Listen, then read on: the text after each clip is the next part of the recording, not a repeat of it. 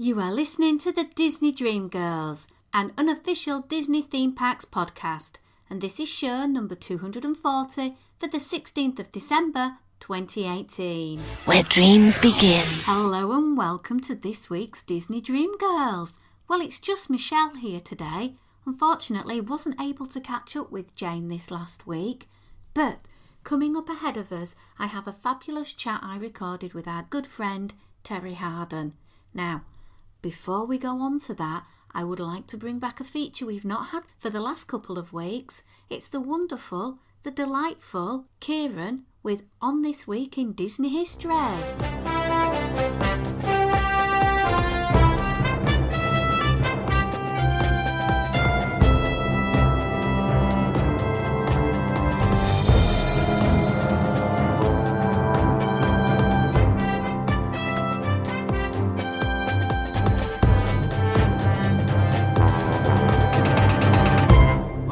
This week in Disney history. On the 17th of September 1931, Disney's silly symphony cartoon The Ugly Duckling, directed by Wilfred Jackson, is released. This was loosely based on the popular Hans Christian Andersen story. Moving on to the 18th of December in 1971, that evening Walt Disney World staged their very first candlelight processional. The processional travelled down Main Street, the Cinderella Castle forecourt, where a performance featuring 1,200 carolers from across Florida took place. Hollywood star Rock Hudson narrated the Christmas story, while conductor Frederick Fennell brought the Christmas music to life. Also on this day, but in 1998, McDonald's opened a French fry stand inside Disneyland. This was housed inside a covered wagon in Frontierland. Moving on to the 19th of December in 1998, Test Track had a soft opening at Epcot. This attraction was sponsored by General Motors and was originally opened in May 1997, but problems caused Test Track to be delayed. Housed in the building that once hosted World of Motion, Test Track was officially dedicated and opened in March 1999. In the 20th of December 1971, Roy Old Disney, one of Walt's brothers, business partner, and co-founder of the Walt Disney Company, passed away at the age of 78 in Burbank, California. Moving on to the 21st of December 1937, Disney's first full-length animated film, Snow White and the Seven Dwarfs, premiered at the Carthay Circle Theatre, located at 6316 San Vicente Boulevard in Los Angeles, California. The film featured the voices of Adriana Caselotti as Snow White and Harry Stockwell as the prince. Workers at the studio presented Walt with a backyard playhouse for his two daughters, which was a child-sized copy of the dwarf's cottage from the film. In attendance at the opening were such stars as Charlie Chaplin, Douglas Fairbanks, Julie Garland, Carol Lombard, and Marlene Dietrich. Also attending the premiere was Adriana Caselotti, Snow White director David Hand, and teenager Marjorie Bletcher, later known as Marge Champion, the animator's live-action model for Snow White. The cafe was later bulldozed and replaced by an office building. There you go, guys. Hope you have a fantastic Christmas.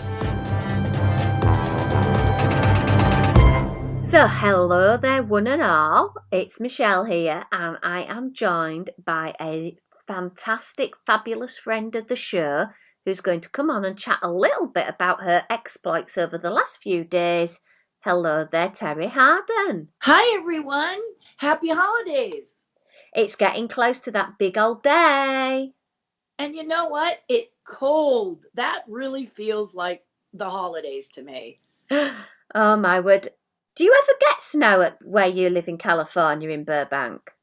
Well, you know, it's so interesting that you would ask that because one time, I can't even remember when, it got so cold that people said there was snow sightings. And I went outside and there was enough snow. Now, if you get snow, you probably get snow. In Burbank, the snow, when it fell, probably was about 2 inches of ground cover, if that. And people all along my street had made little 1-foot snowmen. So we couldn't make the big classy, snowmen that you're used to. We made these little tiny mini snowmen along the way, and I got a kick out of that. But it really did make you feel like you were in a a place that always gets snow, and it was a shock to most of us. It wasn't enough to cause us the trials and tribulations of snow, but it was really nice. I think that was just one time that we got that. We've gotten some frost here a little bit on our windshields and our cars, which we find amusing, but we're shocked when it rains. So let's just have a little chat about yourself over Christmas. What kind of celebrations do you normally do? Do you share it with family? Is it just you and your husband? Mostly it's just Rocket, myself, and my husband. My family has a very interesting tradition. Thank goodness I talked them into doing this. My mother, and for years, would want to get lots of gifts for myself and my sister. It's just me and my sister. And I have one sister. My brother passed some time ago. Me and my sister, when we were kids, my mom and dad would just, shower us with presents under the tree. You spent a good hour unwrapping whatever. And it was so sweet of them to do that. They didn't have a lot of money, but they just believed that they wanted to have that. They put it all into the gifts for us. And then my mother, she just seemed to not get that out of her head. Now I'm I was in my 50s and she's still trying to get me a ton of stuff. And my sister the same. So finally, and they would go into debt, Michelle. They would go into debt for this. And it would just make me crazy. And I would just say to my parents, we don't need to do this. I love you. You don't need to do. So we have, I think as human beings, we have too much stuff. I said to her, why don't we do something different? And for years, she just ignored me. But about 3 years ago, my sister suggested just sending cash. And my mother does not like getting money for Christmas. She thinks it's lazy. She thinks it's forget if you need it. But she just doesn't think that it's a good gift to give at Christmas. It needs more thought, she feels. So I finally talked her into about 3 years ago doing lotto tickets. And in California, we have several kinds of lotteries, but the lotto ticket I meant was scratchers. And so what's nice about doing scratchers is two things. The family gets together on Christmas Eve because Christmas Day I spend it with my husband's family. So on Christmas Eve, we get together at a restaurant. We have a restaurant. It's nothing big. It's like Denny's. In fact, it is Denny's. We go to a Denny's restaurant that's about 5 minutes away from where my mom and dad live. And this is because if my mom should have any incident, she's been having health challenges. We're not far from home. We do this at this little restaurant on Christmas Eve. It's about 15 of us, and it grows. It tends to be growing over the 3 years. Each person buys $5 lotto ticket, and they buy 6 of them, $30. And then we meet at the restaurant, and we put them in a pot, if you so choose. Some family members are so attached to their tickets, they don't want to put them in the pot and mix them up. And also, my family said, if we win, do we have to share? And I started laughing. And I said, well, what do you want to do? And they go, we want to share. We don't want to share. And you're just like, okay. If we win the million, we want to keep it. And you're like, okay, whatever. I think it's to each their own. If you want to share, share. If you don't want to share, don't share. We take these $5 scratchers and put them in a pot, put them in a basket, shuffle them up, and then each person picks 6.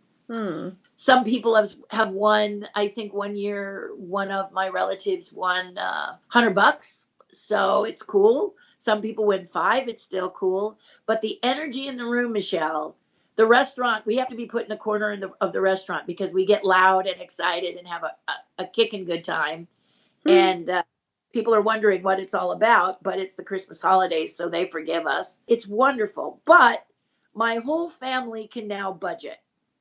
Every person can say, when Christmas comes, it's going to cost me $30. It's very easy for my family to do it, and it keeps them from going deeper in debt. And so they love it. I've recommended that if you're someone who has family members that are a huge, big family, and you feel like you've just had a ton of stuff, and your family feels funny about repurposing gifts, because that was my first suggestion, was you have 5 magic bullets. Why don't you take 4 of them and give them as gifts to the family? And then the next day I visit Lindsay's family, And I've tried to suggest this for them too, because they don't really know Lindsay and I very well. And a lot of the things that they give us, you can tell that they struggled over what to do and what to give. Why should you go through that? Lindsay's mother said the other day, I've got to give you something. I want to get Terri something. What does she want? And Lindsay lost his dad around this time last year. So his mom is by herself, and I don't want to make it too hard on her. So they were members of wine clubs, some very, very high-end wine clubs. So I just said, go to the wine cellar and pick me a bottle of wine. That's a great gift, because we don't, Lindsay and I as a couple, we don't invest in the high-end stuff, so it's always nice to get a bottle of that. I opened one at Thanksgiving, and it was fantastic. The price point on them are well above $45. So it's nothing I'm going to buy for myself. So it's nice to get it as a gift. Absolutely. Yeah. How about you? Oh, well, no Disneyland this year, so pretty much a low-key Christmas. Mm-hmm. Saving up for my Walt Disney World adventures next year. Oh, that'll be wonderful. Your room is like Disneyland, though, isn't it?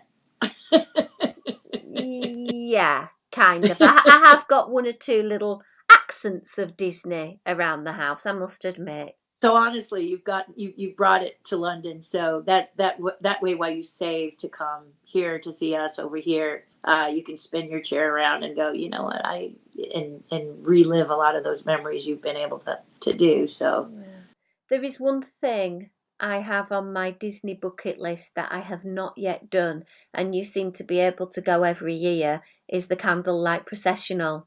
Oh my gosh, this is something that it's interesting. And for your listeners, what's really intriguing to me is that many listeners believe that those of us who are Disney Imagineers or Disney artists or with the Disney company in whatever way, shape, or form we are, have a real knowledge of the history of it, know about it, got into it because we loved Walt, whatever.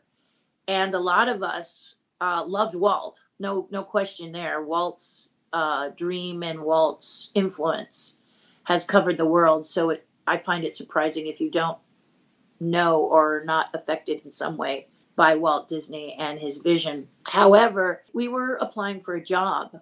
When we applied for that job, it was our skill, in my case, sculpting, that we were honing and crafting. And then when Disney took a look at us, we were pitching ourselves like everyone does when they're applying for a job. And it wasn't until after I got the job at Imagineering that I started to learn more about the history of the parks through people like you and your listeners. I really knew some things, but I didn't know all things. Like, for example, I was told just recently that the number 13 was Walt's favorite number. I had no idea that was the case. No. And he said it's his favorite number, which is why he got 1313 something in the address. And I don't remember the entire story, but I remember going, I always thought that 13 was a favorite number for the Haunted Mansion because, 13 o'clock, et cetera, et cetera. And they said, well, that's part of it, but it was his favorite number, which is why it happened. So I learned about candlelight, and I learned about it because colleagues of mine said they were in the Disney choir.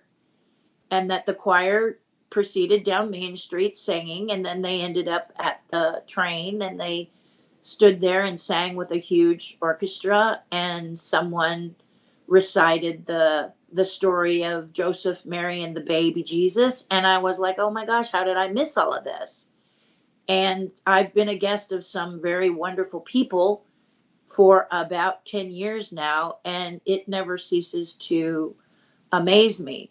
This year was a little crazy because I don't know if they changed the way they seat people. What usually happens at candlelight is there's a bunch of chairs that are reserved and roped off. And most of the time I'm blessed with being in one of those chairs. But for those who don't get those chairs, or for those who don't expect to get those chairs, or for those who just feel, well, I don't see myself getting one of those chairs, they get up at dark 30 the morning of, and they commandeer benches that are behind the chairs and near there, under the trees, and they put their blankets over them. They put their juices and their coffees and whatever they've packed for a quick bite there. And what happens is then they take turns eating and riding rides all morning because the first show isn't until 5:30 in the evening, and then there's another show at 8:30. So it's very impressive. The park is just wild, but yet it's not that crowded. And that to me was the most surprising thing, is that everyone is on Main Street and in the town square. So you can go and experience a lot of the attractions that aren't on Main Street and town square without having to wait in a crazy long line. And it was the first time I got to see pirates. So I have to say, Candlelight is beautiful. The music is exquisite. There is a young girl, and I think she has been doing the solo. I think she was, gosh, she must have been about 4 years old, and now she's like 10 or 11. And watching her grow and sing has just been a real joy. They have a soloist who sings in Italian. They have you join in Silent Night. You all sing it together, and to hear that, there's nothing like a crisp, cool evening. You're bundled up in your coat and your scarf, and you're all singing Silent Night. I mean, that is the closest that many Southern Californians get to a Christmas feel, is a nippy 45 degrees.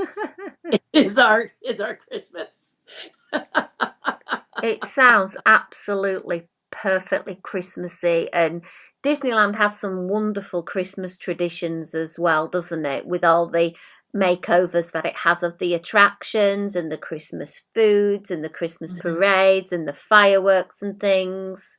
And what's really amazing is that you get not only fireworks, Christmas decorations. Right now, people are going mad for the popcorn buckets because you've got the alien in a popcorn in a bit, and you've got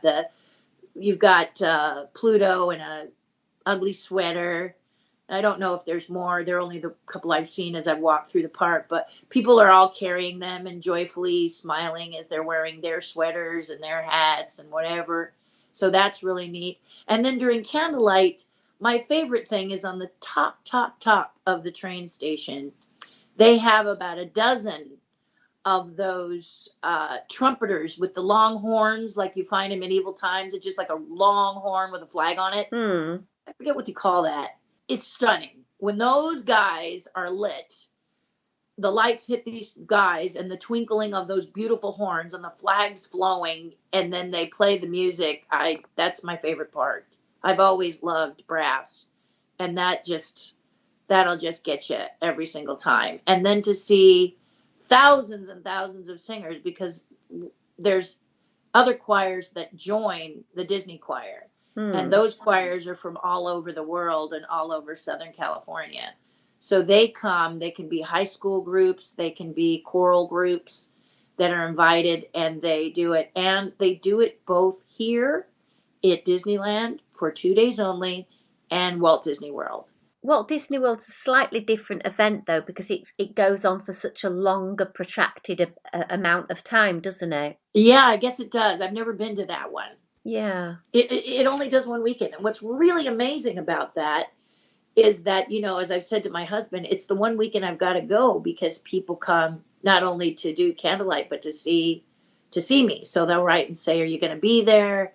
Can we, chat a bit, have a coffee, stop and say hello, whatever. And so it's a time when I won't be able to see a lot of travelers that I would normally see if they lived here in Southern California. So it's nice to go and shake some hands and kiss some babies and smile and everything. And this year, Club 33 had me up, and that was an added bonus because during the holidays, usually it's mostly just members because it gets so crowded up there. So to have me up there was an extra added treat. And they have some killer holiday drinks, including Walt's favorite called the Tom and Jerry. Sounds intriguing. Did you manage to try one? Oh my gosh, I wanted two. And I told them the problem with this drink is that it should be in that tiki mug I sent you. Absolutely. It comes in a small coffee cup, like almost a cappuccino, espresso cup. And I was like, there's not enough in here. It's meringue, which I don't quite know how they make it except for with eggs of some sort. I think it's cognac and brandy, and then one other thing, but it just tastes like a warm maple eggnog, but a little lighter. It's just amazing. It's just so good. And then I have a friend who says she uses different alcohol, and she's going to come and make me one because she says, I don't think this is a true Tom and Jerry. And I started laughing. I said, there's always one person who's going to improve on it. But as long as I'm the recipient, fine. So I'm going to ask you a slight bizarre question here. If I was able to turn round to you and give you the gift of a Disney attraction that you would work on from scratch, and I'm talking about any attraction in any of the theme parks, past, present or future, which one would you like to have your ability to put your Terri Hardin stamp on and have it as your legacy piece? Well, right now, as you know, the dragon under the castle was my dream do job for me. Absolutely. That was heaven for me. Although I didn't design the original dragon, I played a part in the sculpting of the original dragon as a young high school student. Disney invited a lot of aspiring sculptors to come in and do it. And I think I worked on the belly of the dragon at the time. Didn't design it, but worked on it. So then fast forward to the future, and now I'm creating the dwelling for Paris and this dragon. And I also had to re-sculpt the dragon and reposition the dragon so that this audio animatronic figure could function in her new environment in Paris, because she was originally created for Tokyo, and Tokyo kind of put her in a little elevator closet. You saw an eye and you saw a foot or something. And you really didn't get the grandeur of the entire dragon, which is why Disney and many of the people who were designing Paris, Tony Baxter, etc., said, you know, we need to do something more with this dragon. It's being wasted. Mm-hmm. And that's when they put me in charge of it. So although I didn't sculpt the original dragon or design the original dragon, I had a big part in the look, the animation, and the re-sculpting of areas to make it so the entire dragon would move and create. So going to the future, what I'd like to do is to put something like that in Tokyo, because Tokyo has an amazing park, and that park has always been a very special place in my heart. Disney Seas and Tokyo Disneyland blow me away every time I go there.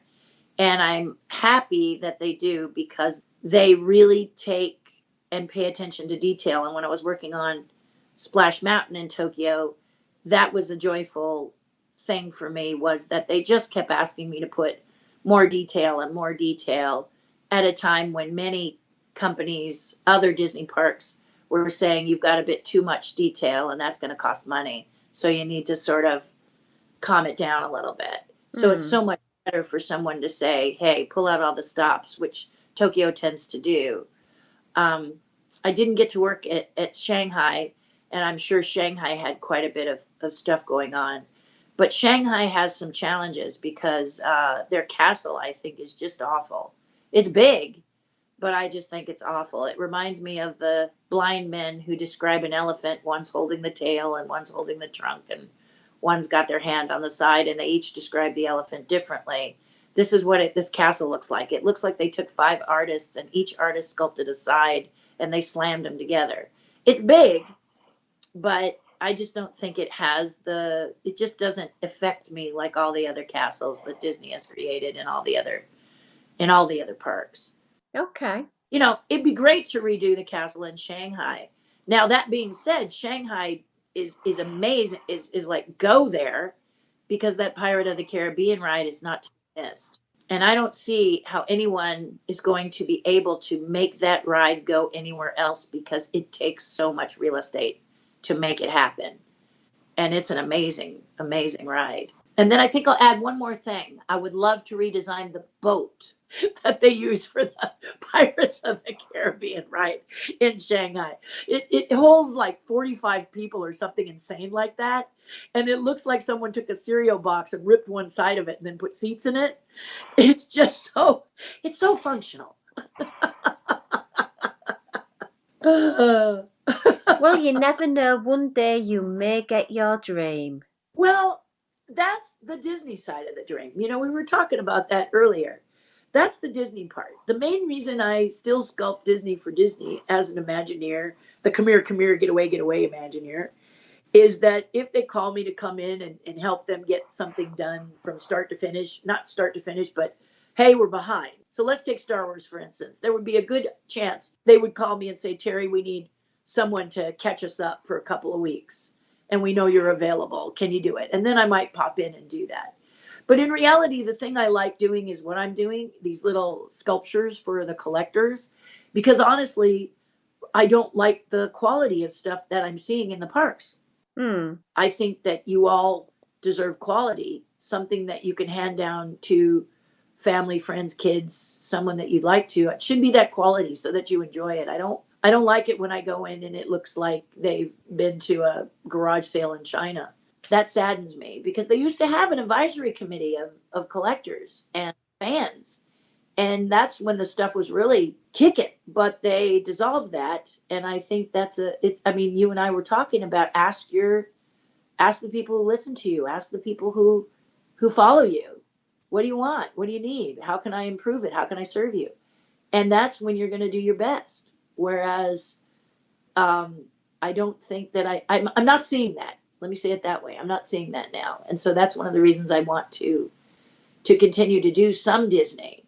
But the reality is, if Disney came to me tomorrow and said, we're done, we don't need you, and don't sculpt any more Disney, I could do something else because I'm a sculptor. I just happen to have someone who's also Disney, and I love doing it because then the collectors get, good stuff. Absolutely, that's all what it's about, isn't it? Because if you're passionate about a particular area, like I love Snow White, I like to collect the pieces that appeal to me, and not every piece I see appeals. And good for you for not buying every single one. Oh, I don't think I could afford it. Snow White is a very, very good example of a different type of look. She was the first of Walt's animated ladies, animated princesses. And one of the things I say is that a lot of people say, I don't see a lot that look like the Snow White from the movie. And that's the one I really like to collect. What a lot of sculptors do is make Snow White look like everybody's else's facial structure because I guess it's easier. And then they give her black hair and her costume. Mm-hmm. And a lot of Snow White aficionados don't know why that doesn't appeal to them. And I did a piece for a friend of mine, Kay Miller, and she said that why was it that it seemed to speak to her more? It's because Snow White's distance between her eyes is a little wider than every other princess. So there's a formula in sculpting the human face that tells you that if you want the eyes to be correct on a face, it's one eye distance apart. Yeah. But with Snow White, it's 1.5. So if you look at her, you'll see that her eyes are wider set. And many sculptors miss that when they're creating, or they just ignore it. I won't say that they miss it. Maybe it's easier to make her look like all the other princesses. But I think that's one of the reasons that she hits so well. And that's the same with she eludes my name, but the redheaded Scottish princess. Oh, Merida. Merida is a completely different facial structure from any of the other princesses. And if you sculpt her like Cinderella, people don't respond because she doesn't look like Cinderella. I'm finding, though, Walt Disney World seems to be a lot more forgiving about being on model than the people at Disneyland. At Disney, if it's off model, they don't seem to collect it as much as if you're at Walt Disney World. More people collect like, for example, that sort of psychedelic Mickey that he's painted all different kind of colors and all these characters that are kind of the shape of the characters, but they're painted all these different bright colors. Oh, is that the Britopop ones? Yeah, I think maybe that's it. A lot of the people out here don't appeal to them, but they are real big sellers in Florida. They're very popular in Florida. So it's just a different group of, like you were saying, it's a different audience. What are you up to at the moment? Have you any particular projects you're working on? Oh, yes, I've got a stack of them. I'm so excited. It's so great. First of all, I have a couple of private commissions I have to get ready for Christmas. So that was nice to have people come and offer and say, can you do something for my husband, my wife? And doing commission work is my favorite. The one-of-a-kind line is what I love to do. Mm-hmm. Secondly, I've got Rolly Crump. I ran into Rolly Crump, or actually went out to see him at his Oceanside show over the summertime, and I got to talk to him and his wife. And 15 years ago, when I had breakfast with the amazing Rolly, he was concerned about Disney coming after him if he did a line of work based on his art. Mm-hmm. So he wanted me to be sure I was covered, I was licensed, I was endorsed. Well, when I went up there to see him just a few months ago, he said, let's just do it. So we're just going to do it. And I've got a chess set that the two of us created together. It's his art and my idea. So I'm going to get started on that. And the goal is to get at least the pieces sculpted and then send them to him, so that he can kind of critique them and tell me what he likes, tell me what he doesn't, tell me what he wants to shift and change, so that we can get this launched. And hopefully we can get it launched at a time when he's still, with us. So that's on the boards. And then the Hitchhiking Ghosts are finally getting sculpted. Fabulous stuff. But thank you ever so much for joining us this week, Terri, and telling us some more of your fabulous tales. I'll pop on our show notes some links where you can get in touch with Terri if you would like to discuss and find out more about her wonderful works. And thank you for having me, and happy holidays to everyone. I wish I was over in the London area. I know you guys are cold up there and over there, and I would love to see you guys. So hopefully we can make that happen in the future. Absolutely. So until next time, it's goodbye from me. And goodbye from me.